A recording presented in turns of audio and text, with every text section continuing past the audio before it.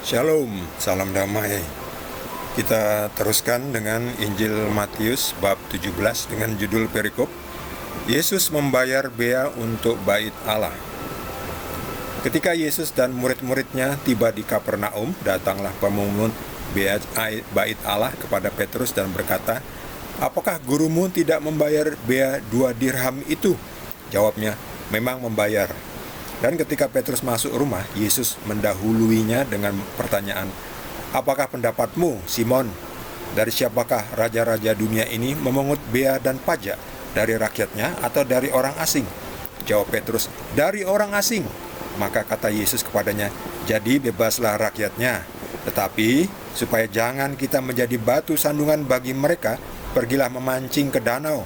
Dan ikan pertama yang kau pancing, tangkaplah dan bukalah mulutnya.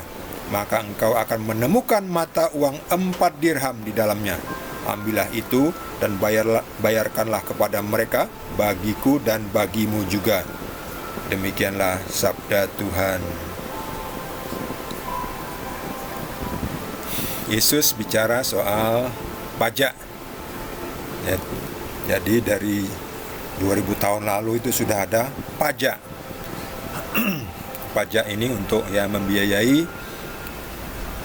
operasional dari suatu kerajaan. Sekarang dari suatu negara, operasional didapat dari salah satunya adalah pajak.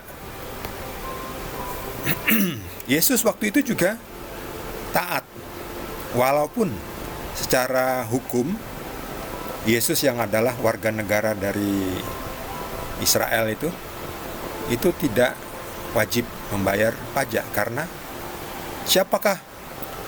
dari siapakah raja-raja dunia ini memungut bea dan pajak? Dari rakyatnya atau dari orang asing? Kebiasaan waktu itu adalah dari orang asing. Jadi yang dipajaki adalah orang asing.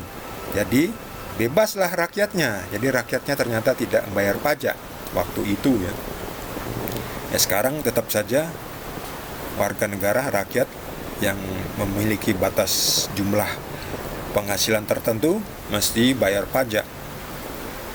Orang asing kalau menghasilkan penghasilan dari negara itu ya harus membayar pajak juga. Tetapi waktu itu Yesus tidak harus, tetapi supaya jangan kita menjadi batu sandungan bagi mereka yang membayar pajak, ya sudah, kita bayar saja.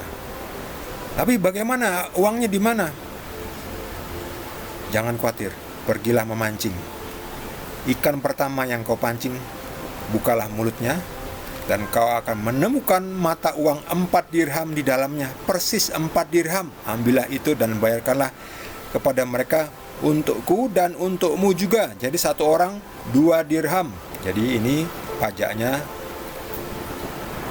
2 dirham. Jadi itu bea untuk bait Tuhan. Bea bait Tuhan. 2 dirham, 1 dirham itu berapa? 1 dirham itu kurang lebih 1 dinar ya. 1 dinar itu kurang lebih upah sehari bekerja. Upah sehari bekerja itu berapa? Ya kalau sekarang ya sekitar 100.000. Jadi kalau 2 dirham ya 200.000. Itu pajaknya per orang. Ya lumayan ya cukup banyak. Ya pas lah. Itu Yesus membayar walaupun tidak wajib ya, tetapi Yesus tidak mau menjadi batu sandungan bagi mereka yang membayar pajak. Kita bayar saja. Jadi itu ada 2 pelajaran dari Tuhan Yesus yang diberikan untuk kita. Yang pertama, jangan kita menjadi batu sandungan bagi orang lain. Jadi walaupun bagi kita itu tidak apa-apa ya, kita tidak harus melakukan sesuatu, tetapi kita melakukannya juga supaya orang lain itu tidak menjadi tersandung karena kita. Walaupun bagi kita sendiri, kita itu tidak apa-apa ya, tidak harus melakukan. Ya, seperti itu ya. Ya seperti apa ya? Ya seperti seperti misalnya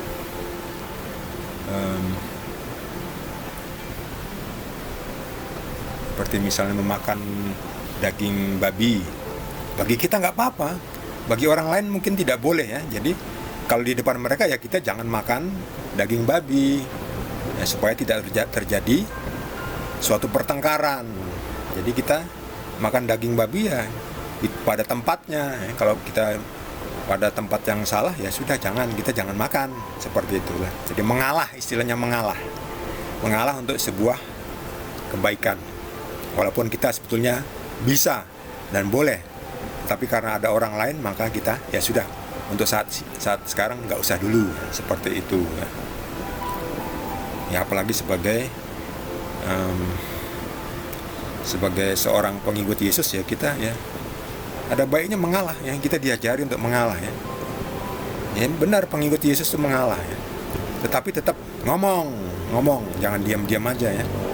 Kita kasih tahu yang benarnya itu begini, tetapi kita tidak memaksakan kehendak kita. Karena orang lain kan juga punya aturan sendiri, kita juga punya aturan. Tapi kita tidak memaksakan aturan kita kepada orang lain. Itu ya, semoga bisa dimengerti. Pelajaran yang kedua adalah Tuhan Yesus tuh membuktikan bahwa Yesus adalah Tuhan. Kok bisa? Lihat ini. Pergilah memancing ke danau. Ikan pertama yang kau pancing, tangkap itu ya, langsung saja diambil. Lalu buka mulutnya. Engkau akan menemukan mata uang 4 dirham di dalam mulutnya. Kok bisa? Kok Yesus bisa tahu? Ikan pertama yang didapat dari memancing pasti ada 4 mata uang. Pasti dan benar terjadi. Ini membuktikan siapa? Hanya Tuhan yang tahu. Hanya Tuhan yang bisa merancang menjadi suatu kepastian. Ini membuktikan Yesus adalah Tuhan.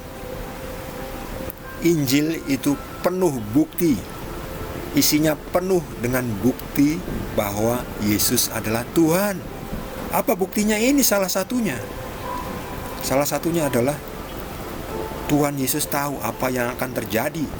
Jadi sebetulnya Yesus tahu hari kiamat, kapan harinya tahu, tapi tidak mau ngomong.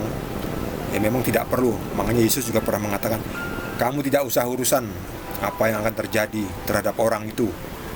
Meskipun Yesus sendiri tahu. Yesus itu tahu, meskipun beliau mengatakan bahwa hanya Bapa yang tahu. Ya, Bapa dan kita lupa bahwa Bapa dan Yesus adalah satu. Jadi Yesus juga tahu kapan hari kiamat, khususnya kiamat masing-masing dari kita, yaitu saat kematian kita. Yesus tahu. Ini membuktikan Yesus adalah Tuhan. Tuhan tahu kapan hari kiamat. Yesus tahu kapan hari kiamat. Yesus adalah Tuhan. Ambillah itu, bayarkanlah kepada mereka, bagiku dan bagimu juga. Jadi Yesus sudah memberikan contoh yang baik ya. Pertama, supaya jangan menjadi batu sandungan bagi orang lain. Kedua, Yesus adalah Tuhan. Percayalah pada Yesus. Yesus tahu Yesus adalah Tuhan semesta alam, Firman yang menjadi manusia. Kita ikuti Tuhan yang benar, Tuhan Yesus. Bagi saudara yang mendapatkan tambahan pencerahan dari Tuhan Yesus secara langsung, boleh juga berbagi dengan kita semua. Bagi yang belum subscribe, jangan lupa di subscribe dan juga di like.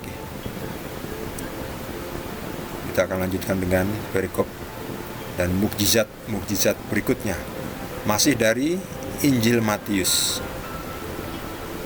Terima kasih. Tuhan Yesus berkati kita semua.